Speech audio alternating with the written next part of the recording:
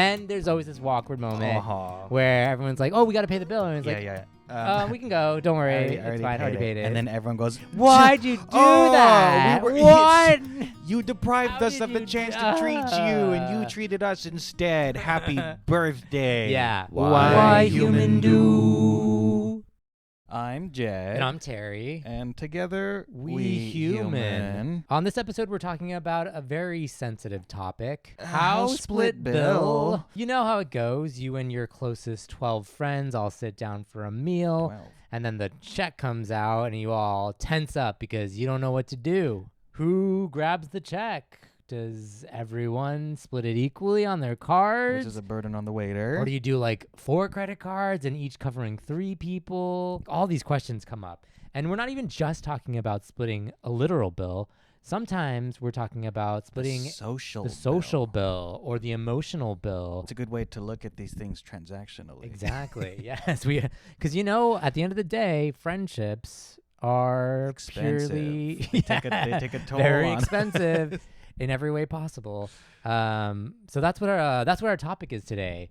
House split bill. House split bill. But before we get into splitting bills, maybe we could do a little rundown of like the week and see any weird, strange social interactions that happened to us that made us feel strange inside. Yes. And regret being alive. Oh yeah, always. That's always the takeaway. Nonstop. I had a handful. I'm not quite sure where to start.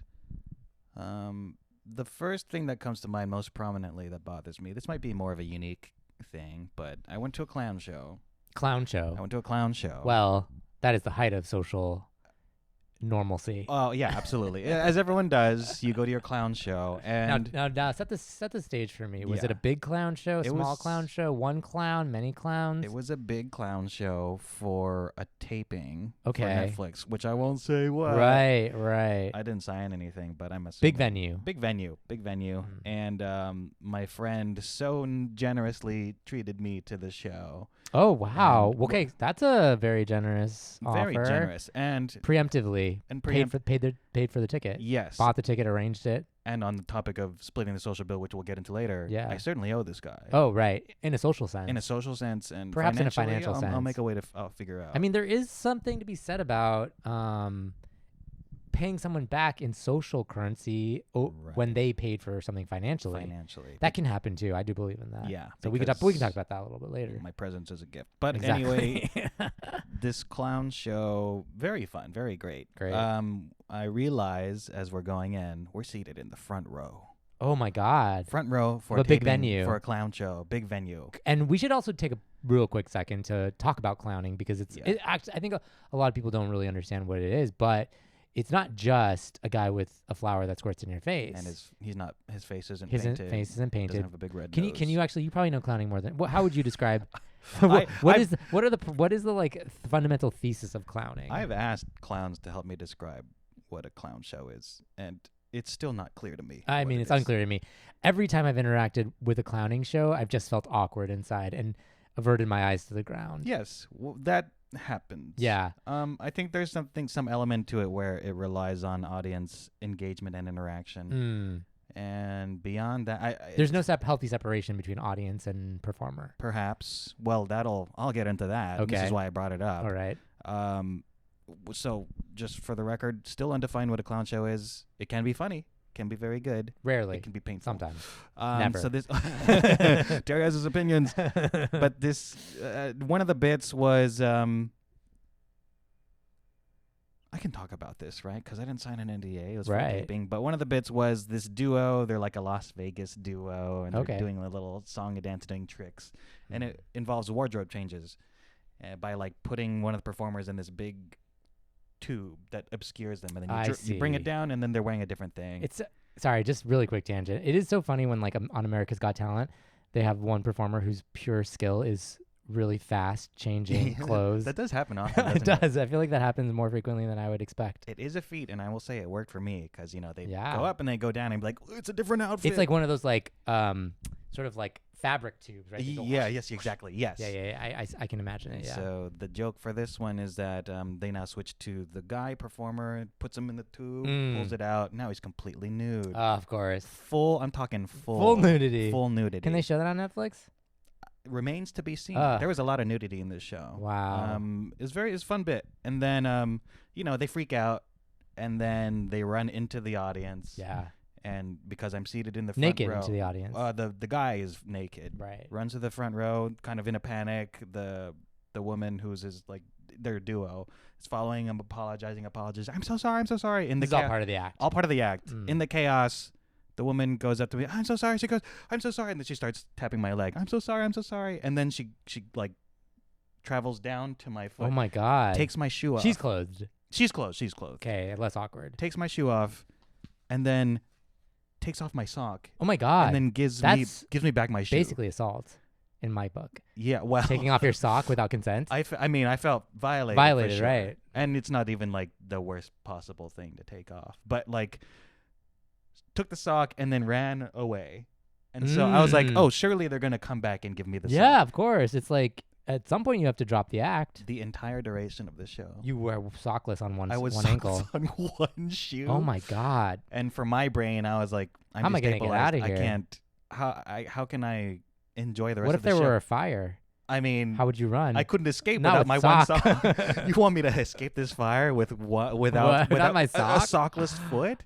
So then, towards the very end of the show, the whole cast comes out, and I'm like, they're gonna give me my sock back. Of course, naturally, you return things that are owed. In the heat of the celebration of everyone coming out, they were just so excited. They were so excited. Cloud nine. I saw them throw my sock into the audience. No, like it was a guitar they pick gave or a it drumstick. away, and that's not theirs to give away. No, and then some guy caught it. He was like, "It's a sock." I don't want. Yeah, did the guy give it back to you? I had to go into that crowd and be like, "That's my sock. That's my sock.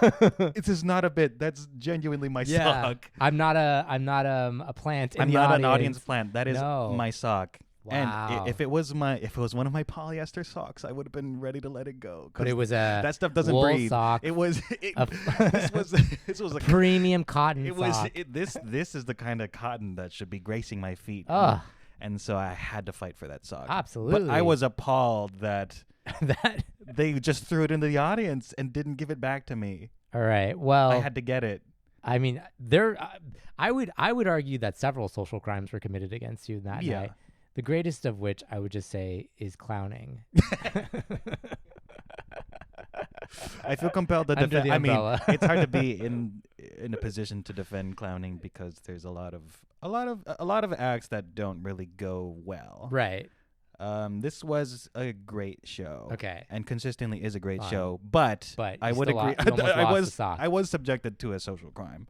It's so funny that you say that because I went to a show in New York where part of it is there is audience interaction too. Painful. It's heavily scripted. It's not improvised completely, but there is a moment, and I've seen this done before. I've seen the show twice.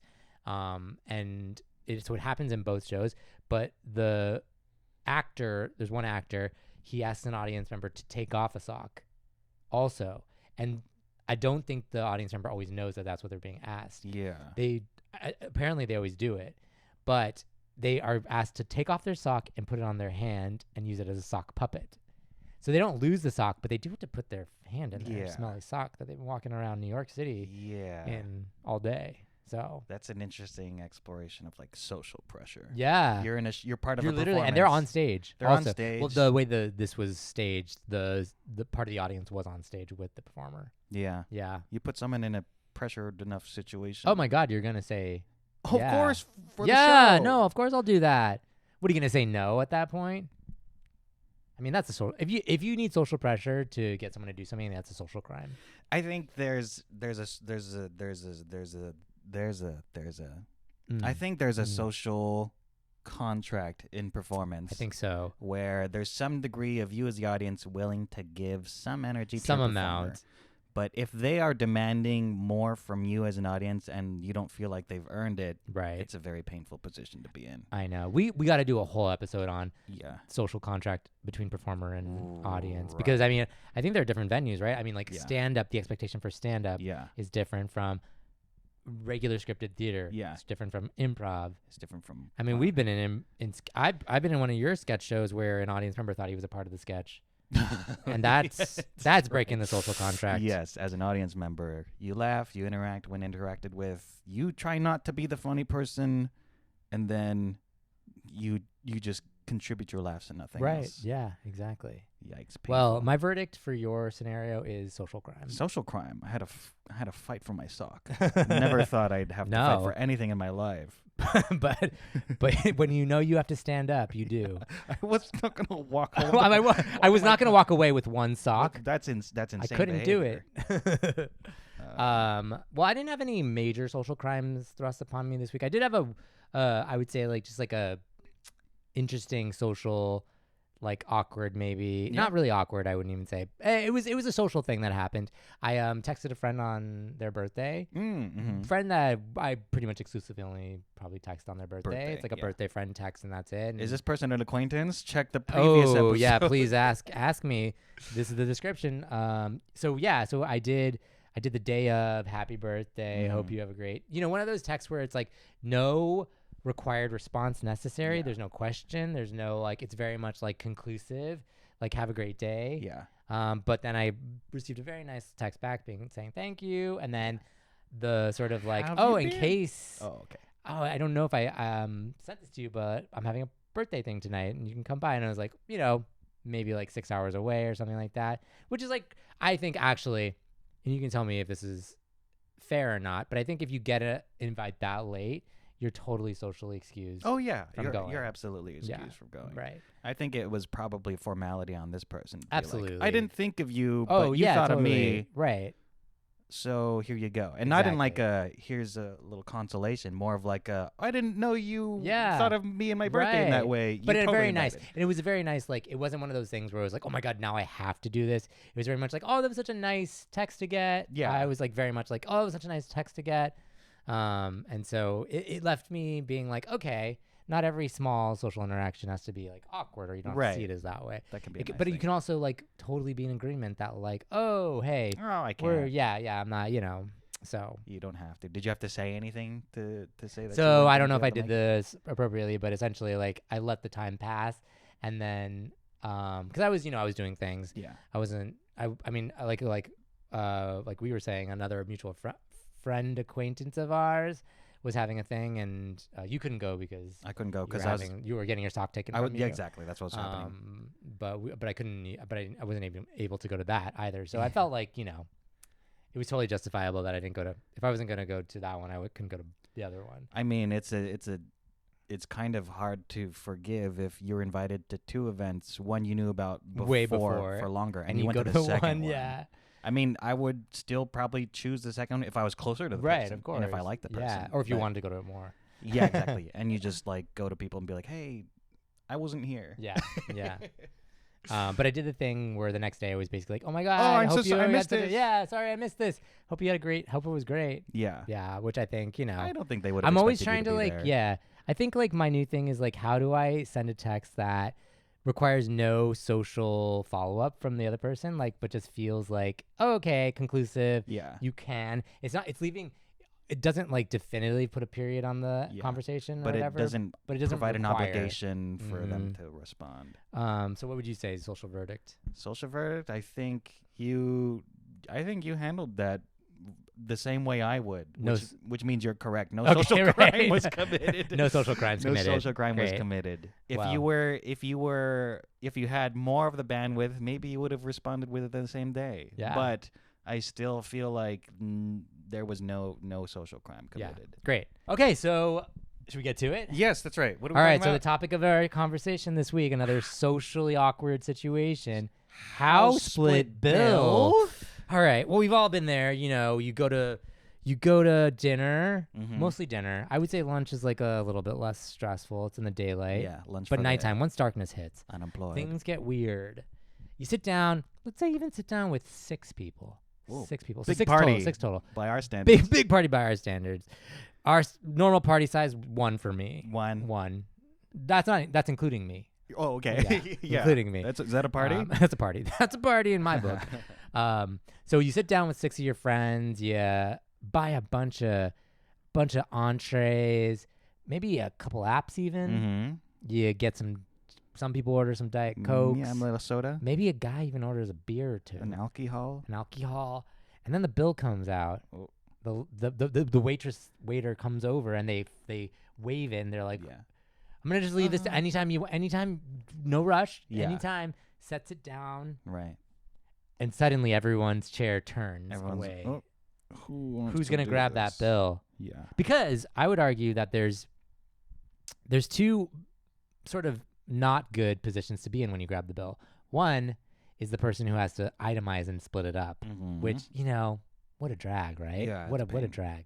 And the second is the generous guy who's like, let me get this. Yeah. Guys, just Venmo away me, whatever you feel like. Yeah. Whatever you think you owe. Let's think about who are those people usually, archetypically. The person who's probably best off financially. Ooh. Yeah, the guy who wants to like itemize and split the bill is probably someone who has a lot of nervous energy and really wants to get ahead of it. And also wants to make sure that, to get ahead of it and to make sure that everyone gets, pays their due and everything's squared Fairness. off. There's Fairness no resentment. is very important. Exactly. Yeah. Right. But that person also has a lot of power. We just splitting this thing? Right. We splitting this down the middle? Right. Or are we everyone throwing in what they owe?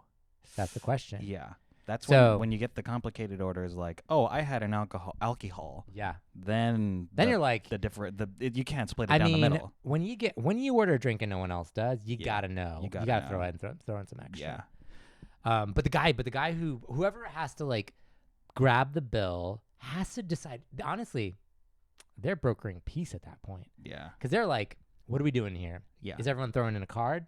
Yeah. Which, at 6 people already, you're pushing the limits. Yeah. That's far beyond. Actually, I would argue that's beyond the limits. Yeah. I would say 4 is the Four's 4 max. people is like, we can still do this justifiably. Yeah. But beyond 4, you gotta start devising a strategy. Yeah. But so the guy who holds the bill though is like, what do we? He's gonna make a decision. Yeah. And sometimes he's gotta play it like, all right, guys, how are we doing this? Yeah. Or he's gotta pose the question to everyone. Then you have the people going.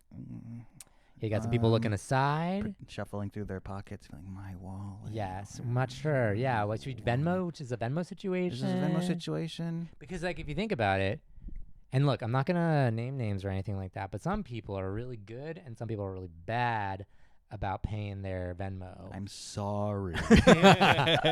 No, you're very good, Jed. Yes, you're immediate. Yes. But some people are like, they don't when they Venmo. Because like no one's gonna, you can't ask the guy who's putting money on his credit card or their credit card to also send you a Venmo request. Yeah, because that's extra work. That's so much administrative work. Yeah, you gotta like be there. You gotta be like, I argue, by the time you leave that restaurant, that Venmo money better be in that person's account. Yeah, absolutely. That's the appropriate thing. You'd be figuring that out right then and there. Oh, absolutely. You're like, you know what you ordered. Something that trips people up probably if they're in the position of Venmo-er. Yes. Is that like, okay, I pay for my share. Yeah. Here's my entree. I just got an entree. Right. It's X amount of dollars. So I just pay X amount of dollars, right? Did I take into account tax and tip? Was there some other thing that like the group shared yes, that I forgot about? That's when things get complicated, right? Ordered fries for the table. I got fries for the table. Just share it, but it's on me. Oh, right, but also I ate most of the fries. Right, I probably should contribute more. How do you figure that out? Also, that brings up another great point. You want fries. You say you're ordering them for the table, but you're the one who like initiated the fries. That's on your. That's Are on you? You're putting down for most of that, right? You should probably. Yeah, I mean, some people can have a fry or two. Yeah, but likely, you were the one who wanted it. Yeah. So I would say, if you were the one who decided to order an appetizer, you should probably at least offer to cover for it. Yeah. Cover it. Yeah, and then of course, if you were someone who partook in that appetizer and ate most of it, I would also argue maybe offer to pitch in. Yeah. But yes, okay, so I would say like there's always this awkward moment when the bill comes, and especially, I would say like if there's an established routine, it's less awkward within a group. Within a group. Within a specific we do the song group. and dance. We know who is going to go to. We know Perry. who does this. Yeah, we know. Sometimes I will put down my credit card. Yeah. And wait for the Venmos. Yes. Which mostly come in. Ooh. But You're you know, being but called you don't out. But you don't want to. But I think a social crime is if you're letting someone cover the bill, you can't also make them chase you down for that money. Yeah, that's not a good spot to be in. That's not cool. Yeah. Okay, so I think we've agreed number of guests when credit card splitting is still appropriate. 4. Yeah. I think that's that's like universal, right? And if you are, I mean, this is like depending on the dining situation. Some diners, our favorite diner, you can individually check out from the big bill. I only know one place that actually doesn't seem to care whether you itemize the bill, and that is this place we're talking about. We can't blow it up. It's going to be too good. Y'all are going to try to eat our delicious, moderately higher priced diner food. But I think most places are, because itemizing a bill for a waiter is just like too much work. Yeah, it takes too long. Yeah, they're doing so much already. But I would argue also that the upper limit is 4 for individuals. Yeah. But if it's 2 couples, you got to do two credit cards. Yeah. Yeah. Even if you're not fully sharing finances yet. Yeah. Like you figure it out between the two of you later. Yeah. Don't do 4 cards with 2 couples. Yeah. That's inappropriate, I would say. Some couples really think of themselves as a single entity. Yeah. And so they'll only contribute for... That's not okay. That's not okay. Egregious. Like I would say, another addendum to my rule: 3 people, 2 are in a couple, all 3 should put down a credit card. Oh yeah. Because what are you gonna do? Put 2/3 of the bill onto one credit card and then 1/3 onto the other? The couple being the 2/3? No, you wouldn't do that. The math is too crazy. Yeah. It's exploding your brain already. Or I guess one person pays for all, and the third party, the third wheel Venmos. Sure. You could do that. Yeah. It's just tough with 3 people because then what are you splitting? You're splitting the bill down the middle between 2 and then paying half to each of them. Then you have to find your item. Yeah. Receipt. My thing is like when it's easier to split between credit cards than it is to split between couples, you do the credit cards. Yeah. Hypothetical. Yes. You're in a party. Everyone buys their own entree. A party. So you're at a restaurant. Let's say a party of 4 to 6. 4 to 6 people in a restaurant. Everyone gets their own entree. They don't share. Right. You're gonna think we and split the bill. And no one really ordered drinks or anything like that. Nope. Yep. No drinks. Pretty much as everyone ordered an entree. Yeah. Great. However, one person's entrees say 15, another person's is 18, another's is 17, and another's is 12 or 13. Do you still split down the middle?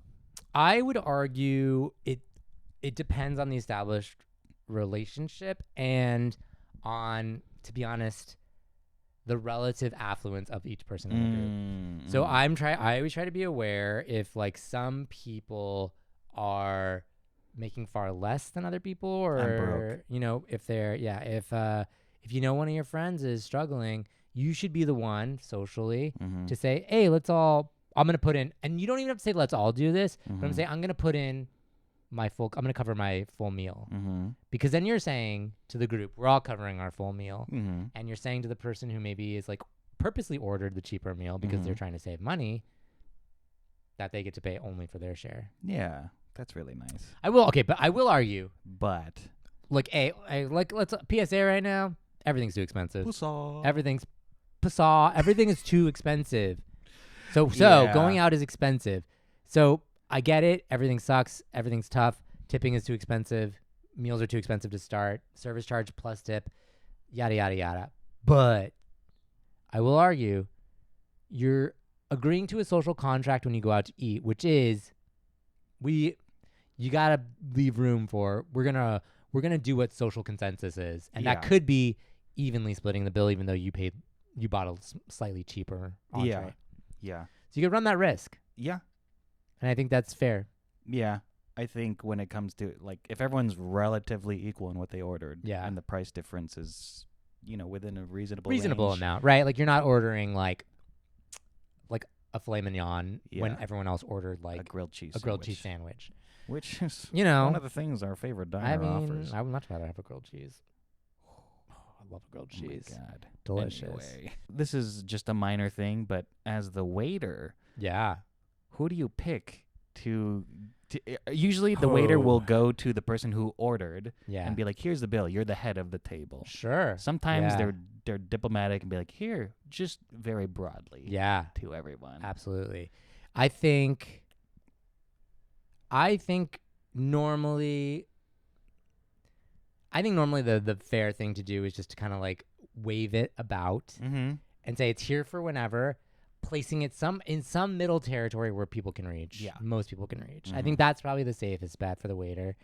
But I also hear like sometimes you get a guy at the top, the head of the table, who's like clearly the guy who's like, I mean, in certain cases is gonna pay for the meal, and not even expect. Like if you're a big time, if you're like, hey, this is on me. This is the time it's on me. Because they're, every once in a while, one of your friends, you treat your friends. And so but you're usually like signaling that you're like, right. I'll take the bill. I'll do it. I got it. But yeah, you know what? I think like there's a lot of social grace that goes into being a waiter and understanding the dynamics of splitting the bill at the end. Yeah. Like who wants it? Who should I give this to? There's like a whole like, you gotta do that whole thing. It's just. Now it's probably also difficult if say you're the waiter and then you're gonna, and I'm just gonna leave this here. And then someone in the table goes, don't let this person pay. They shouldn't pay. We're treating them. Right. And the person goes, no, I insist. Right. Give me the bill. You as a waiter, it's like, right. Oh my God. Well, when they're that's always awkward when you're fighting. When you're fighting for the bill. I mean, fighting for the bill is like, I think maybe it happens less in the millennial generation because we're all broke. But in the boomer generation, they had plenty of cash to go around being like, we're fighting for this bill. Yeah. Like, let me get this. And it's a whole performative. It can be a little song and dance. Yeah, song and dance. I think if, say, you're the waiter and you can get a sense that one is a parent and the other are the children and they're wanting to treat their parent. Oh, of course. Yes. Who do you... Man, you got to read so many social dynamics. Like, how is everyone related? Yeah. Yeah. But who are you going to go to? Yeah. You probably are... You're going to assume that the children are treating their mother. Yeah. So then you're probably going to be like coy and be like, I'll just leave this here. And right. lean it over towards the children. I know, right. You'll do, yeah. I think that's probably appropriate. Yeah. I think it's like if a child expresses that they want to pay for the bill, you give it to the kid. Yeah. Yeah. It's interesting. Like, I think if you really, really, like, if you really want to pay for the bill, there are other ways to do it. You've done this before. You go to the waiter. Yeah. Beforehand. You pay the bill. Yeah. You like excuse yourself to the bathroom. Yeah. Say I'm gonna go to the bathroom. You're like, hey, you find the waiter, buy his terminal. You're like, hey, or her, credit card, or her, or their waiter, or they, and you give them the credit card, and you're like, charge it. Yeah. Charge it to me. Yeah. And that's how you pay the bill. And then you have you're like, then everything's like, then there's always this awkward moment where everyone's like, oh, we got to pay the bill, and it's we can go. Don't worry. It's fine. I already paid it. And then everyone goes, why'd you do that? What? You deprived us of the chance to treat you, and you treated us instead. Happy birthday. Yeah. But I mean, I think there's this like, there's this moment. Okay, so I think like, and this is probably different for everyone, but there is a time where birthday meals in particular. Yeah. There's a time in your life where all your friends get together and they're like, we're covering you. Mm-hmm. Like, we're going to pay for you. Don't worry about it. Mm-hmm. And then there's a point you cross over to the other side where you're inviting people to your birthday and you're like, I'm just covering this. I'm covering this. Yeah. Because you're like, this is about, I asked you all to come here. Yeah. Like, I'm going to spend the money and just pay for everyone so that no one has to.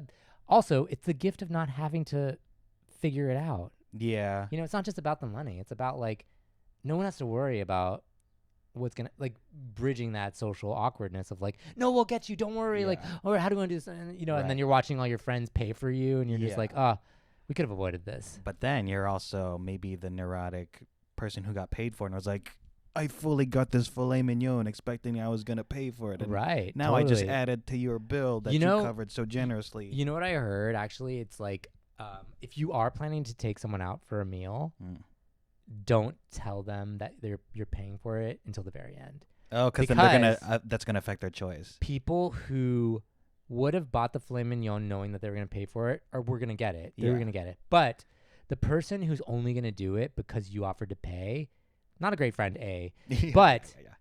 B, they wouldn't do it. If they think they're going to pay for it and they're like a cheapskate, Yeah. whatever, they're not going to order that filet mignon because they're like, it'll be a nice little surprise at the end. You're like, oh.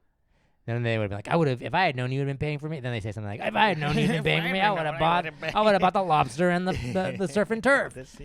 All right, here's a question. What's a worse social crime? Being the person who overly itemizes, forces everyone to overly itemize every bit of a bill down to the cent, or the person who constantly underpays for their portion. I think, okay, this is going to depend on group dynamics, which is never fun because we want a uniform formulaic answer. Right. But I think that if you are the person, or if there is a person that is itemizing everything very specifically, if they do it fast, I think that's pretty forgivable. Yeah. You know, some people use their apps or, hey, we'll just put this down. Here, you. Yeah. Oh my God. They don't make a big deal about it. It's not even a social thing. It's just here we go. Here's how it is. Here it is. But it can be collectively maybe an anxiety-inducing thing for the whole party. I think so. Potentially. I think if it drags out too long, it can be exhausting. Yes. Then it's just like, I will, whatever. But if you're like, bam, bam, bam, here you go. Yes. I think the guy who underpays constantly, it's hard because if there's one person who always has to be the one to cover the bill and then it's a constant thing over and over and over again. That's the person who becomes reasonably resentful or mistrusting. Oh, totally. One party member is affected more prominently in the latter scenario than in the former scenario. Yeah. It's like asymmetrical. Yeah. It's like the person who's doing the generous thing, covering the bill, expecting that everyone gets the money. I'm not speaking from personal experience. I'm just saying universally. Name names. Is waiting, beep. beep. Yeah, I don't know. I would say like, there's a way to handle. There's a socially acceptable way to handle the first, the latter, the former, the itemizing of the bill. Yeah. Not really a socially graceful way to underpay someone. Right. I think. Yeah. Because you can't be bad at. That's it's not like you're bad at math. In general, it's better to err on the side of giving more than less. Yeah. And then the other person's in the position to be like, you gave me too much if they're a decent right, person. Of course. Totally. In which case, call it a transaction fee. I mean, because they dealt with the headache of putting everything on their card. Right. And they're probably not going to question it. Right. There was this one, I'm thinking about this moment. I went out to dinner and really so it was like a pretty nice restaurant, but they had you could scan to pay. Oh. And they had a split the bill option, which was great. We were all so excited. We were just like, this is gonna be so easy. You could do split. You could itemize it, and you could split. We did family style, so it made sense to split it evenly. But we get to the app, everyone goes split 7 ways or whatever. How many people there were? But this is perfect. This is great. It was a scenario where it would be so annoying to have to split. We'd have to figure it out. Yeah. So we were like, this is perfect. So we all do it. The app just freezes. And we're just like, what's going on? So we troubleshoot it for 20 minutes. The waiter's not sure what's going on. Eventually we figure that there is actually some kind of weird quirk in the app where you could only split it 6 ways or something like that. It had reached its limit or something like that. But I was like, this could have been so perfect. And I would have gone home being like, this is the way to do it. This is the way. But then there's one computer programmer out there who didn't do his job. They were abiding by that rule. Or her or they. They didn't abide by or they were still abiding by the 4 to 6 cap. Yeah. 7? Yeah. No. Yeah. No. Nope. There's a limit, an upper limit. That's a shame. Okay, another scenario. You're meeting up with a friend. Mm-hmm. You both live far from each other, okay. or it's just equally inconvenient. Yeah. So you're making an affair out of this. So you're making an affair out of it. You say, "Hey, I know you're busy. Let me come to you. Mm-hmm. Let me go to your area," which means twice as much time. Yeah. For you. Is there an expectation? I'm not saying, or it would be nice. Mm-hmm. You get to that meal and they're like, hey, you drove all the way out here. Don't worry about it. I think a full meal, I don't think that justifies a full comp. Okay.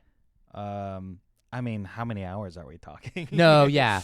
I'm more what talking distance are we like talking? you're probably driving like Someone's 45 minutes to an hour Yeah.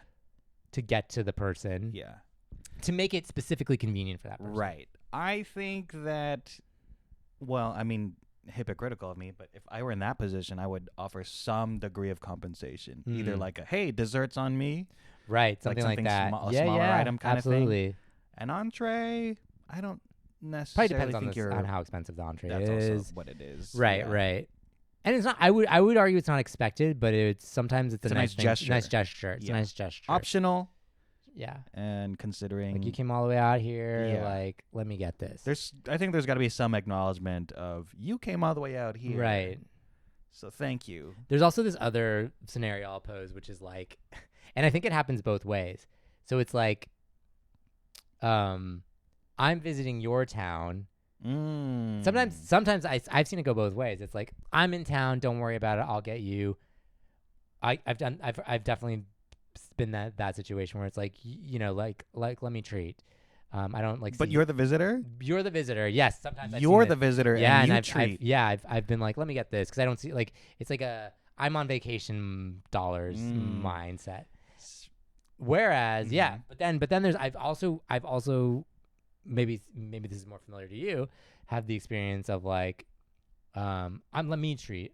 Like you're visiting. You're in my town. You're in my town. Let me treat. Let me treat. This kind of extends into something that does happen to us frequently, IRL. Yes. Which is that if we meet up at your place and we decide to go somewhere, you will drive. Yes. And in my head, I don't think that should be the case. You're hosting, and so whoever and like it's already a lot on you, and so someone else should probably drive. It's a good question. I don't mind driving actually when I do, but I wouldn't explicitly say that rule is hard fixed. And I have heard someone expressed it, I think within our group at one point, we're coming here, you should drive. To me. This was explicitly said. Oh, yeah. This was explicitly said. Yeah, I know. And I was like, well, I don't know if that's true. That's not how that works. I'm like, yes. Because I would argue, yes, there's two factors at play. One is, yes, maybe it's slightly more convenient that I didn't have to drive to someone first, but I'm allowing everyone to gather. Like I'm being the point of contact where we're all allowed to. And, not everyone's willing to do that. Right. And so the onus should be on the people gathering who have the privilege of, coming over and having the point of contact to be like, okay, let me contribute my share of the thing. Let me drive. Right. Exactly. Is the burden supposed to be on the host to then drive also? Yeah. So, a few months ago, I was house sitting at my brother's place. Yes. And you guys so generously came up and to visit. Yeah. And in my head, I was like, they're coming up. They're already driving. Let me drive them. Right. And then by the time we got out, we were already in your car. Oh, and I was like, sure. This isn't right. This isn't right. It's not right. But I didn't push back. Right. No, it's okay. Look, if the person's willing to do it, I think totally fine. Yeah. I think sometimes, I'll speak personally now. I do feel maybe not like specifically in our group necessarily, but like just generally, that there's a social expectation sometimes that I feel obligated to do things sometimes. Yeah. Like there is this like invisible pressure, and it often happens when nobody else steps up. Yeah. That I'm like, oh, I have to step up now. Yeah. That's like the precedent you set within particular groups, right? If there's always like a guy and you happen to be the guy within a group who's like who's going to step up, people kind of get accustomed to that. And that's also uncomfortable. I know. Like down the line, right? Because then it's just kind of like I can't always be doing I know, this. right? When I get a job, Terry, right? It's gonna be me. Don't you worry. It's happening soon. Boy. It's happening soon. I'm sorry. No, I don't mind. I'm aware of it. I'm at the very least acknowledging that I do see it happen. No, but see, the thing is, I actually don't mind being that person so long as like everyone fairly contributes. Yeah. In other ways and in that moment too, Right. right? Like, I think there's a tendency for some people to take advantage of that moment. Mm-hmm. And so, and you know who you are. And I'm not calling any names out. Say it. Beep. There's always one person who kind of like ends up carrying a disproportionate amount of social burden. Yeah, I think that's kind of the root issue of how split bill. Yeah. Is that the person that cares most, or perhaps has the least tolerance for social awkwardness, gets the brunt of it. Foots the bill. Foots the bill. Socially and financially. I think this is different for different relationships, and I think it has to have an established sort of like precedent. But I will often do the like, I'll get this one, you get the next one. Oh, sure, yes. That's like a fine. This is a round robin situation. Round robin situation, exactly. If you are the beneficiary of a round robin situation, you have to be aware of when the next one is. Always. And you have to step up. I know. You got to do it. You got to be ready for it. Something that's in my mind is, and this is in real life now, I come over, you make lunch, and I'm like, I need to contribute lunch. And I haven't done it. I'm calling it out right now. I haven't done it yet. When I get a job there, when I get a job, I'm sorry. Sorry. I think when I actually, just speaking of that, sometimes I will do the whole, let me make something, and I'm happy to do that. Mm-hmm. Also, I think about it this way. I argue, then you don't really have to feel the social pressure to reciprocate that, because it's not like I went out and bought something specifically for this. I didn't like literally foot the bill. So I think for me, I don't always count that as like you need to reciprocate that. I think about that as being like, hey, I got some stuff lying around. Yeah. Let me make something for us. And from my perspective, it's Terry's using his resources to sustain me. My presence comes at his expense. But when I host you, I can't host you. When I get a job, it's gonna happen. It's gonna happen one day. It's gonna everything's gonna blow up. Oh, dude. I'll treat you to McDonald's. Give me that soft serve. But sometimes when you're doing the round robin thing. Yes, round robin. I think there are some nuances to this, because I do have friends who I like will bounce back and forth. It's gotta be proportional. You gotta know. Yes, it has to be proportional, because sometimes the round robin hits a coffee or something like that. Yeah. And it's not a meal, and you're like, God, we can't count this. And the next one's Brazilian. But then barbecue. it's like, and then it's an all you can eat Brazilian. Yeah. But you have to be the one the person whose turn it is has to be the one to be like, grab the bill. Has to grab the bill immediately. Yeah. You can't be like, you can't wait on it, because then because the whole thing is it's not awkward anymore. We do this to avoid the awkwardness of splitting the bill. We're like, this time is me. I gotta know next time it's you. Yeah. And we both gotta be in agreement on that. Because again, we do these things to stop ourselves from feeling weird. Should we dissect that weird feeling when the bill comes? Like, why are we avoiding this? Right. Why exactly. human avoid this? Right. It's like it's because, and the more number of people that you introduce into the equation, the harder it gets. Dude. It's because everyone has a different sort of take on it, and that's the problem. And that's why someone's always gonna feel wronged. Someone's always gonna feel wronged. Gets actually screwed. Yeah. And there's a fair way to do it. And I think like for the most part, like when you've established a dynamic in a group, like you can. You avoid a lot of that social awkwardness, but there's definitely, especially when you introduce a new person or a person that you don't really trust, then things get real dicey. Then your eyes going, what the? I know, right? What's happening? Because like there could be 8 people in a group, and 7 of them are perfectly content and easily get along, but that 8th person just takes one. That man number 8. Or woman, or they. Actually, number 8. I think it's a man. It's a man. No, it's a man. It's always a man. No. That guy is always like, well, wait a second. Let me see the bill. Yeah. Wait. Let me Venmo request you for the $2.37 extra that I think you owe me because you didn't split the appetizer. Yeah. Let me police the activity that's happening here. I think that's a negligible amount. Right. That price point. Right. If we're exactly. talking double digits, that's pretty egregious. Right. I do think I think it's a particularly, for me personally, I wouldn't unsolicitedly request money from a person. So if we all agree like, hey, I'm going to split the bill up and I'll just like request you the money that you owe me or whatever. That's fine. Yeah. But I won't if somebody like say doesn't pay me. Mm-hmm. I won't request that money. Which is a hit you're taking. It's a hit. I just have to eat that. And expense. You're preserving the social harmony. I'm preserving this. I'm prioritizing my social well-being over the money that I've lost. That's what it is. But PSA to everyone. Pasa. If you're allowing someone to foot the bill, don't put them in that position. Yeah. Don't put them in that position. That's not good.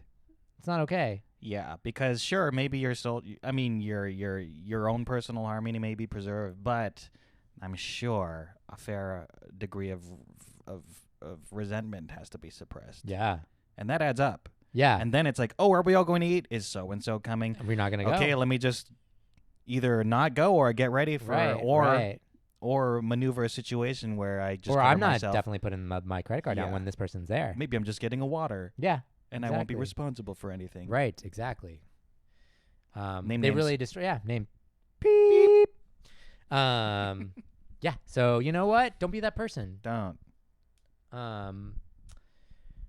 There is this also it can swing to the other side. I would also argue where like it's not the problem isn't that people are paying too little. It's that the generosity becomes a game. Oh. Where I have had because there are times. And look, maybe because like sometimes I would acknowledge that like there are times when like I legitimately am like I want to pay for this thing, and then my friend will do the same, and then I won't be the person who like insists on Venmoing them back. Because with Venmo, it's become too easy to be like, no, I'm not going to take your generosity. Mm-hmm. I'm just going to Venmo you. Yeah. Which could be like a social signal that like, hey, we don't owe each other anything. You know what I mean? Mm-hmm.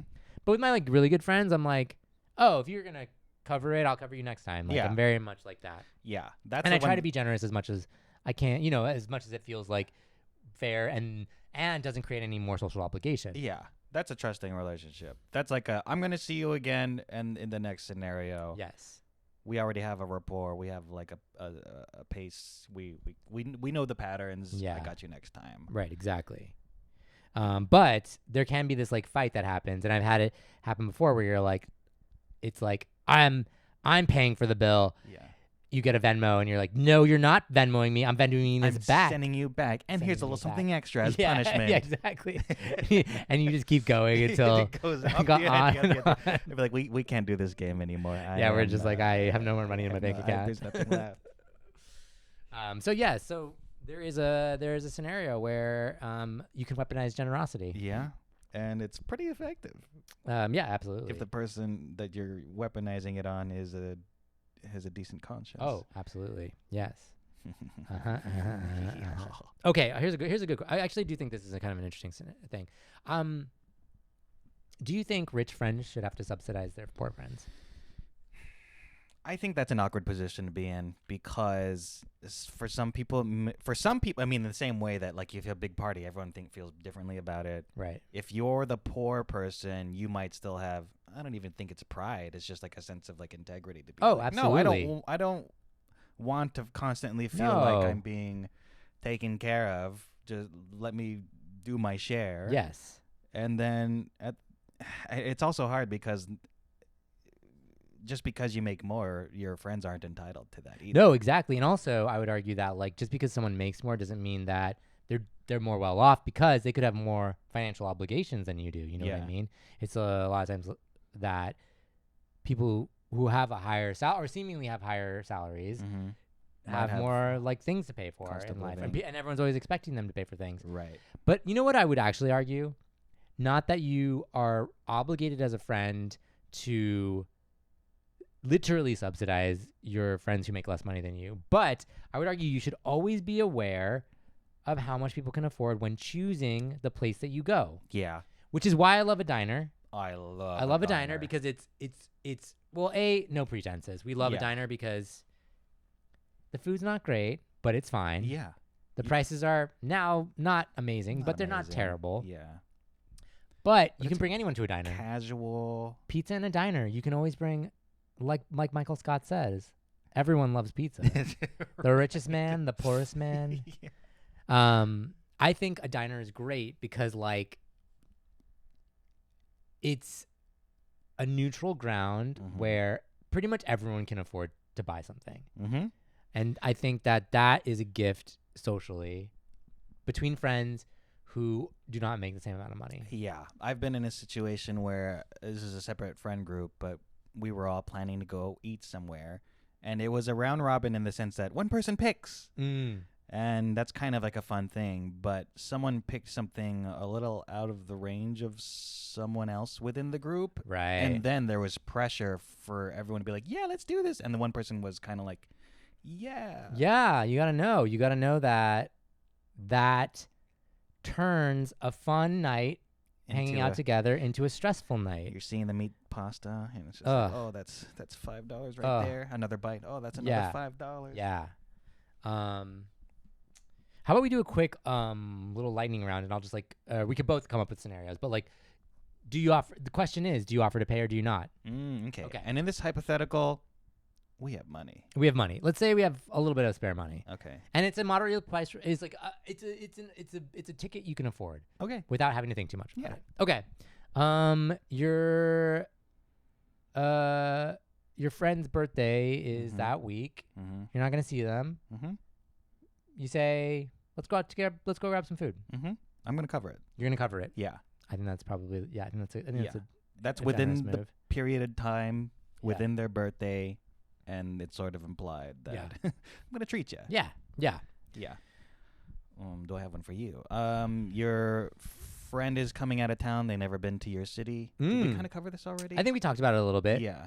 I normally would if I was like, oh hey, let me take you to the spot. Yeah. I would cover it. Yeah. I'd be like, hey, you're in my city. I like this place. Let's go here. Mm-hmm. I'm gonna cover that. Okay. Your friend just got broken up with. Ooh. Really sad. Yeah. They've been in a rut. Yeah. You're gonna. You probably should offer. Yeah. Yeah. I'm gonna be like, hey, it's on me. Yeah. Totally. First date. First dates. Yeah. I mean, I think. Well, it's tough because of gender norms and stuff like that. Because like obviously like heterosexual couples versus like same-sex couples, it's different. But on the whole, I would say, well, I don't. Well, this is table for another conversation. Okay. I don't believe in dinner first dates. Oh yeah, actually, I believe in coffee first dates. Yeah, actually, that's right. That's a better point. And okay, so then coffee. For coffee, I will generally try to pay for the coffees. Think the person that asks. Is my the person that initiates should pay. Maybe. Okay. That's my thinking. Okay. Interesting. Yeah. I think it's like it depends. Because it's such a nominal. A coffee is such a nominal amount that I think like for me it's like whoever gets there first and kind of just like says it. I think it's a respectful thing to be like whoever makes the first offer.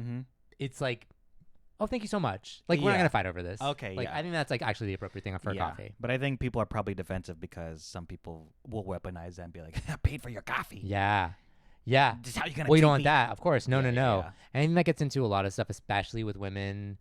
Because, like, I think a lot of men will use money to...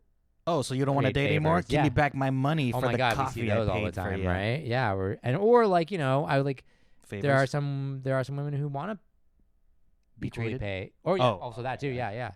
Some women want to be treated absolutely, but some women want to be like, hey, no, I'm paying my fair share. Yeah, this veers into gender norms, which maybe we should table. We'll table that. Okay. Yeah. This is, but yes, first date coffee on the whole, I would say like one person should offer to soft offer, and a soft.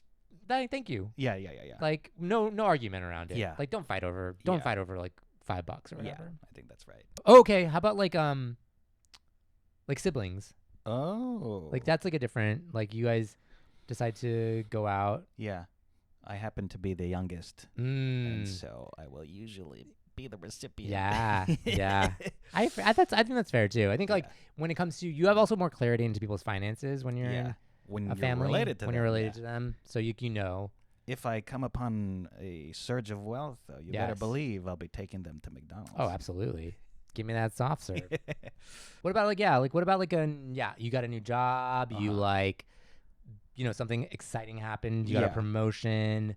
Yeah, because that's also like a difficult one because like now you're making some more money. Yeah. Okay, if the person wants to celebrate you getting the thing, they're probably gonna pay. Yeah. When I got one time I had a job, I was employed at some point. I don't know if it's ever been told. And they were like, let's treat you to a drink or whatever. Yes, totally. They paid very nice. If I get a job and you're like, let's celebrate, and I'll be like, let's celebrate. If I get a job and I say, let's celebrate, I'm gonna pay. You're gonna pay. Yeah, it's I think like, that's probably right. I've come upon a windfall. Right? The initiator. Yes, totally. Yeah. If the president of the United States asks you to eat, cover or her or there or them, I would assume you're probably eating at the White House. Yeah, I assume they're covering it. I am not paying. I pay my taxes. Okay, I know, right? Yeah. This is coming out of my a full meal taxes. from the White House. Okay. Here's a question, just generally: do you keep a mental tally of sort of like loosely who owes you, who doesn't owe you? Are we squared, or just like a simple binary? Are we squared or are we not squared away? Yeah, I think it's repeat offenders. It's I'm aware that this person is always going to owe me money, right, and totally. that's the dynamic that is a part of the friendship or relationship that I accept. Past a certain threshold, it'll be very difficult to continue on, but to preserve that social harmony, you'll go through a lot. I'll go through a lot. That's true. And more often than not, the way I'm wired, I will always assume that I owe someone. I know, right? It's always like, who am I? Who have I wronged? Yes, exactly. But you know what? Again, let's talk about this. This could be another PSA. PSA? It's the same PSA. Don't do it. Don't do it. But remember, you're the person who you're financially burdening. You're also socially burdening. Yeah. Because they got to hold that. They got to be like, oh, now I got to chase this down, but I can't chase it down because I'm creating social harmony. I'm maintaining the order, the social balance. So don't do it. Just don't do it. Doesn't this all sound like a headache? I know. Is the real takeaway? Don't have friends. Don't eat out. Don't eat. Don't eat. Don't have friends. We all know it's really awkward. Yeah. It can be awkward. Finances, mixing friends and finance, it can be awkward. But you guys have chosen to go out. Remember, you signed that social obligation, that social contract. That's what you're agreeing to. You're agreeing to go out and face that social awkwardness. But the more on the page everyone is, the more harmony there will be. Let's create harmony, guys. Oh my God, we didn't even get into like if you vacation together. Oh, well, I think vacations is a fully separate. There's so much that goes into vacationing. Yeah. Put a pin in that. We'll put a pin in that. Because this is like a small vacation out to dinner. Yes. And look, you can be the most antisocial person, right? But surely you would agree nothing feels better than coming together at the table to share a meal. And look, if you are socially awkward, you can make up for it by being a good freaking rich by being freaking rich and paying for everything. No, don't do that. No, but you can grease the wheels when it comes to the bill. You can make it easy for people. So if you're a bad hang, at least don't be a drag financially on the group. This is about enabling if you have bad behaviors. Yeah. You can compensate financially. Well, that seems like a pretty good, solid amount of... We've pretty much dissected what requires the social awkwardness of house split bill. Yeah, house split bill. That's a whelp from me. That's a whelp from me. Welp, this has been another episode of Why Human Do.